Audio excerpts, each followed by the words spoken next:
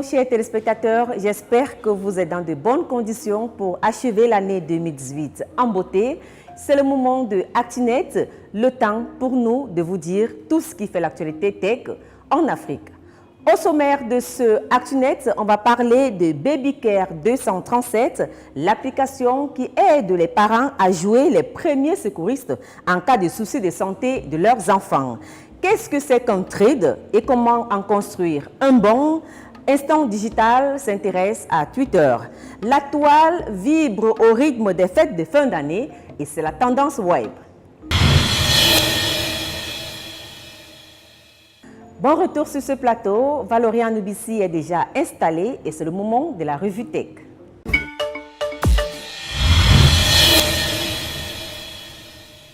Salut à tous, très content de vous retrouver pour cette autre édition de la revue Tech. Démarrons tout de suite par le Niger où la Direction générale des impôts a lancé une véritable chasse aux sorcières contre les opérateurs télécoms. Après Orange, c'est au tour de RTL Niger de voir ses locaux de Niamey fermés sous ordonnance de la Direction générale des impôts du Niger. Une fermeture qui fait suite à un redressement fiscal contesté selon RTL Niger. Le redressement fiscal qui lui a été signifié en octobre 2018 représente environ 70% de ses revenus annuels et n'est aucunement justifié. L'opérateur de rappeler qu'il a récemment opéré un renforcement de son réseau pour faciliter l'accès à la 3G et qu'il est le seul opérateur à avoir acquis une licence 4G en avril 2018 pour un montant estimé à 22 millions de dollars.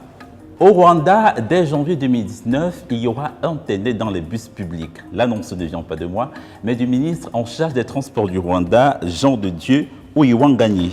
Selon ses explications, le Wi-Fi 4G sera installé dès janvier 2019 dans les bus opérant dans la capitale Kigali, tandis que le Wi-Fi 3G sera installé à la fin de l'année dans les bus effectuant le transport interurbain et ceux destinés au transport rural. C'est depuis 2013 que le Rwanda teste le Wi-Fi dans les bus. En plus d'Internet, le paiement électronique sera également introduit dans les bus. Les passagers pourront payer directement leurs frais de transport grâce à une carte électronique. La Côte d'Ivoire a sa première école de codage informatique. En partenariat avec l'entreprise française Simplon, qui est une entreprise de fabrique numérique et inclusive, cette initiative du gouvernement ivoirien vise à former les jeunes Ivoiriens au métier du digital et de l'intelligence artificielle. Cette spécialité numérique, basée à l'université Félix Houphouët-Boigny, offrira à 24 jeunes Ivoiriens une formation de développeur web et applications mobiles pendant 7 mois. Précisons que cette première promotion de codeur informatique est composée à 41% de femmes. En Tunisie, l'instance nationale des télécommunications a procédé le 29 novembre dernier au lancement d'un nouveau service régulateur qui permettra aux abonnés télécoms de restreindre le volume de SMS publicitaires reçus des sociétés télécoms. Baptisé Stop SMS, ce service est le fruit d'une convention signée en avril dernier entre le régulateur télécom, l'instance nationale de protection des données personnelles et l'organisation de défense du consommateur. Il permettra de se désinscrire du service de réception des SMS publicitaires indésirables ou de toute prospection de nature commerciale ou autre. Stop SMS est exécutable à travers un numéro vert que l'INT a rendu public le 29 novembre 2018. Terminons le tour de ces informations tech par la Zambie où l'opérateur de téléphonie mobile Uzi Zambia Mobile Ltd annonce le lancement de ses activités au premier trimestre de 2019. Filiale de la société Unitel International Holdings BV, détenue en majorité par l'angolaise Isabel dos Santos, la nouvelle société Telecoms avait prévu de lancer ses activités en novembre dernier, mais avait été contrainte de reporter afin de se conformer à un certain nombre de formalités, notamment en ce qui concerne les fréquences télécom. C'est en mars dernier que la société Uzi Zambia Mobile Ltd est officiellement entrée sur la liste des opérateurs télécoms de la Zambie. Elle est ainsi la dernière des marchés télécoms âprement disputés par MTN, Airtel et Zamtel. Voilà, c'est tout pour ce tour des informations du secteur. À très bientôt. BabyCare 237, c'est le nom de l'application qui nous intéresse dans le cadre du point focal de ce ActuNet. Dans un rapport rendu public en 2015, L'Organisation mondiale de la santé faisait savoir que 42% de la mortalité infantile en Afrique est due à la mauvaise prise en charge des patients. L'application BabyCare 237 vise ainsi à permettre aux parents de jouer les premiers secouristes lorsque leur enfant présente des symptômes de maladie. Valère Bouguet et Maxime Gango sont allés à la rencontre de Brice Kwakam. Il est le co-concepteur de BabyCare 237.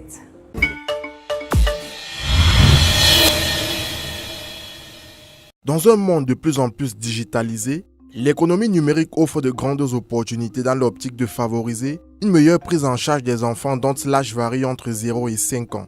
Brice Kwakam, jeune Camerounais et membre de la start-up Solacola, a conçu avec certains de ses collègues une application mobile de téléconseil pédiatrique pour les enfants victimes de maladies légères à BabyCare 237.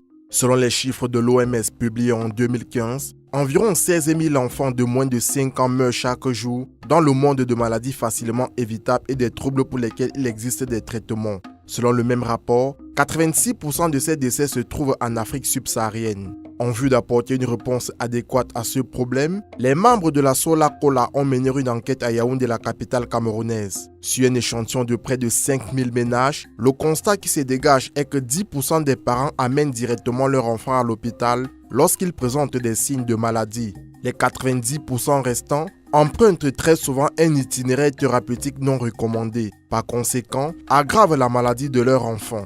Par ailleurs, lorsque l'enfant est amené à l'hôpital alors qu'il présente déjà des complications, cela peut entraîner son décès. Pour résoudre ce problème et épargner les parents de toutes sortes de maux, l'application BabyCare 237 vient non seulement outiller le parent sur le bon geste qui sauve son enfant présente un signe de maladie avant de l'amener à l'hôpital, mais également de géolocaliser les hôpitaux et pharmacies de garde proches du domicile des parents. Cette application renseigne aussi sur la disponibilité des pédiatres 24 heures sur 24, 7 jours sur 7 et donne aux parents des conseils en hygiène, alimentation et vaccination de l'enfant. Subséquemment, elle intègre donc la dimension préventive des cas de maladies qui pourront survenir dans la famille. Loin d'être une simple application, BabyCare 237 est un outil de sensibilisation. Après avoir écouté cet élément qui plantait le décor d'entrée, nous avons l'insigne honneur de recevoir sur ce plateau le concepteur de cette application, Brice Kwakam. Bonsoir. Bonsoir Samuel. Et bienvenue dans Point Focal. Je vous remercie de l'invitation. Alors, est-ce que vous pouvez clairement dire aux téléspectateurs c'est quoi BabyCare 237? Ok, BabyCare 237 est un produit de la start-up Spacecola, dont je suis un des cofondateurs. C'est en fait une application mobile de téléconseil pédiatrique. L'idée ici est de donner aux mamans, aux parents des enfants de 0 à 5 ans des gestes de premier secours qu'ils peuvent appliquer et des gestes surtout à éviter lorsque l'enfant présente des signes de maladie. Nous nous sommes inspirés en fait de la PCIME, qui est la stratégie de prise en charge des maladies intégrées des enfants, qui a été développée par l'OMS en 2011. Ceci dans le but de pouvoir facilement donner l'accès aux soins dans des pays en voie de développement. Et nous avons donc conçu un algorithme qui, en fonction des paramètres de l'enfant, permet de donner en fait à la maman les gestes de premier secours qu'elle doit appliquer. Alors, vous venez là de présenter justement le contexte dans lequel votre application a été créée. Déjà, ça existe depuis combien d'années? Nous avons commencé à travailler sur le projet BabyCare depuis 2016. Et nous avons rendu cette application disponible au public depuis 2 mois aujourd'hui, donc disons depuis mai. En fait, la première étape dans le développement de cette application, c'était d'abord de concevoir cet algorithme. Pour cela, il fallait d'abord s'inspirer de tout le procédé médical, premièrement. Deuxièmement, il fallait construire l'algorithme et le faire valider par des généralistes d'abord, ensuite par des pédiatres et enfin pouvoir faire des tests et pour le rendre enfin disponible aux populations. Alors, quelle est la particularité de cette application? La particularité de l'application BabyCare, en fait, c'est que le conseil qu'on donne est spécifique. C'est pour chaque enfant. Donc, ce n'est pas un conseil généralisé que si un enfant tousse, faites ceci, non. C'est en fonction des paramètres spécifiques de l'enfant qu'on donne les différents conseils. Et aussi, on donne aussi la possibilité à la maman de pouvoir appeler directement un médecin si jamais elle n'arrive pas à trouver le problème de son enfant directement sur l'application, ou bien si elle est en panique. Et aussi, elle a la possibilité de pouvoir géolocaliser les hôpitaux et les pharmacies de garde. Dans un but aussi préventif, nous avons mis dans l'application la rubrique conseil qui donne la possibilité à la maman de pouvoir connaître comment allaiter le bébé, comment organiser le sevrage, quels sont les vaccins qu'elle doit donner à l'enfant en fonction de l'âge de l'enfant et enfin, quels sont les éléments constituants de la boîte à pharmacie. Parce que ce sont ces éléments de prévention-là qui vont permettre à l'enfant de tomber de moins en moins malade. Alors donc, c'est-à-dire qu'en réalité, votre application a une seule dimension, celle didactique et pédagogique aussi. Non. En fait, premièrement, nous sommes dans le préventif et dans le curatif. Parce que lorsque l'enfant tombe malade à la maison, lorsqu'il est malade, immédiatement, la maman peut trouver le geste de premier secours qu'elle doit appliquer à l'enfant avant de l'amener à l'hôpital. En fait, on se situe un peu comme les agents de secours, en fait. Et on donne des conseils à la maman. Par exemple, lorsque l'enfant convulse à la maison, généralement, dans nos familles, ce qu'on fait, c'est qu'on expose l'enfant à des odeurs fortes. On met la tête de l'enfant dans les WC et qu'on sort. Ça peut conduire à d'autres maladies comme la pneumonie ou bien des complications respiratoires. Alors que dans ce cas, ce qu'il faut faire, en fait, c'est que la maman doit éloigner l'enfant de tout objet pouvant le blesser, de mettre l'enfant dans une position latérale de sécurité. On l'explique clairement. Se calmer parce que ça prend maximum 5 minutes. Et après, on l'indique le centre de santé, l'hôpital le plus proche où la maman peut amener l'enfant. Alors, si je vous comprends bien, il y a deux cibles principales. Il y a les enfants qui sont les victimes et il y a les parents qui sont les acteurs. Justement, parlant des parents qui sont les acteurs, comment est-ce qu'ils ont accueilli l'avènement de cette application? Ils ont très bien accueilli parce que en moins de 2 mois, on a fait pratiquement, avec moins de communication, bien évidemment, parce que tout ce qu'on a fait, c'est juste participer à un événement. Et on a eu pratiquement 300 inscriptions sur l'application. Actuellement, nos médecins, parce qu'on a 4 médecins en permanence 24 heures sur 24 qui sont à l'écoute des parents, reçoivent en moyenne un appel chaque jour. Et les retours sont plutôt bons. Les parents nous appellent pour nous donner parfois des conseils sur des améliorations à faire dans l'application pour que ce soit beaucoup plus serviable pour eux. Alors, après BabyK, what next? D'autres projets peut-être en gestation? Oui, nous avons des projets. Nous avons d'abord, parce que la start-up, comme je disais tantôt dans mon propos préliminaire, c'est Space Scholar, qui est ce réseau social camerounais que nous avons mis sur pied. Nous continuons à le développer. Actuellement, nous travaillons sur BabyCare. On essaye de maximiser dans l'amélioration de l'application et dans la communication pour que ce soit accessible à tout le monde. Et plus tard, on verra comment attaquer. On a eu cette question qui nous a été récurrente lorsqu'on présentait l'application. Ce sont les vieux qui nous disaient tout le temps pourquoi pas eux. On est en train de réfléchir comment développer une application qui va permettre de traiter justement ces maladies chroniques. Alors, merci à Brice d'être venu sur ces antennes. Je remercie Vox Africa pour cette invitation. Merci aussi à vous, fidèles téléspectateurs, d'avoir été des millions à regarder cette autre séquence du Point Focal dans cette émission ActuNet. J'aurai le plaisir de vous revenir la semaine prochaine avec une nouvelle application, un nouveau créateur et une jeunesse africaine toujours gagnante. Inch'Allah. Instant Digital vous entretient sur le trade. Si vous utilisez les réseaux sociaux Twitter, eh bien, vous en avez sûrement déjà entendu parler. Son utilité, vous permettre de raconter une histoire depuis un fil conducteur. Cela permet tout simplement à vos followers de suivre l'histoire sans en perdre une miette. Chez Kamdem nous en dit davantage.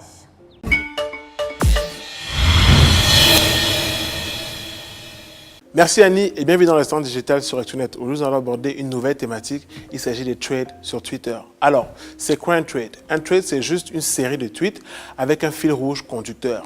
Et c'est encore les internautes qui, après déjà avoir utilisé le hashtag sur la plateforme, ont justement poussé Twitter à des changements. Car il faut savoir qu'au départ, on avait la possibilité uniquement de publier en 140 caractères. Twitter a bien compris ce besoin des internautes de s'exprimer davantage et en plus de mots. Ils ont donc passé cette limite à 280 caractères. Mais ce n'était pas encore suffisant parce que les utilisateurs continuaient toujours à répondre à leurs tweets pour s'exprimer davantage sur la plateforme. Twitter a donc décidé d'implémenter une nouvelle fonctionnalité qui permet de publier des trades plus facilement. Avec ce bouton plus en bas à droite sur la fonctionnalité écrire un tweet, vous avez la possibilité d'écrire justement plusieurs tweets en une seule fois et de les publier au même moment. ce qui va davantage gagner en temps et surtout permettre à des entreprises ou à des personnes de s'exprimer davantage. Vous avez par exemple des blogueurs qui ont généralement besoin de donner leur avis sur tel ou tel aspect de la vie, peuvent justement utiliser les threads pour s'exprimer plus longuement. Même des médias ou même encore des entreprises qui veulent communiquer sur tel ou service, telle actualité ou tel produit peuvent utiliser cette fonctionnalité de thread pour mieux s'expliquer et mieux justement donner des détails sur tel ou tel aspect. Merci et rendez-vous la semaine prochaine pour un autre instant digital.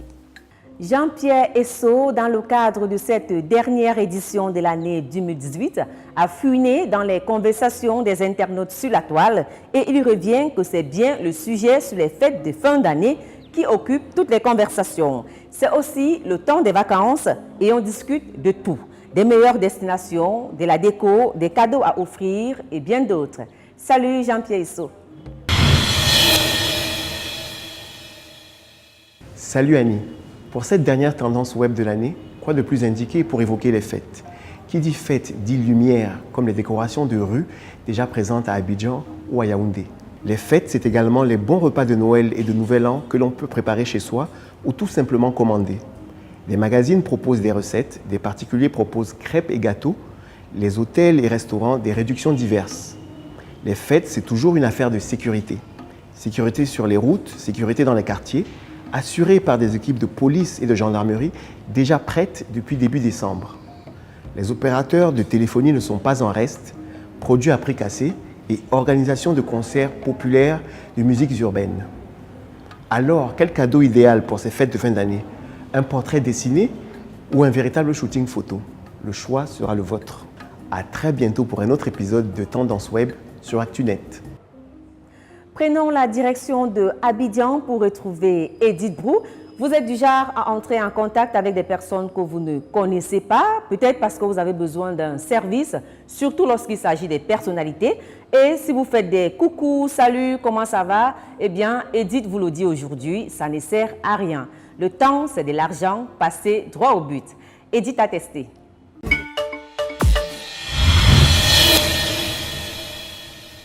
Ok, cette fois-ci c'est un freestyle en fait sur Edith a testé et c'est Edith a testé les messages inbox. Je reçois beaucoup de messages inbox et en général sur Facebook, Twitter, LinkedIn ou Instagram, qu'importe le réseau social, qu'importe le canal. Mais le petit souci, c'est que en général les personnes ne vont pas droit au but.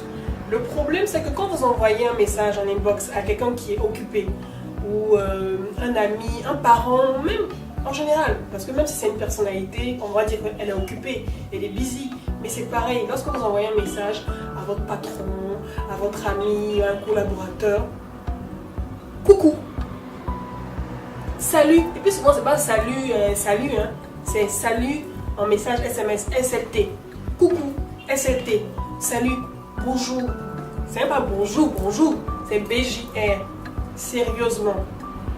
Quand vous voulez que quelqu'un vous réponde, allez-y droit au but. Parce que la personne peut être occupée. Et imaginez comme moi, qui reçoit beaucoup de messages chaque mois ou chaque jour, et qui suis constamment occupée, 24 heures, ça passe énormément vite.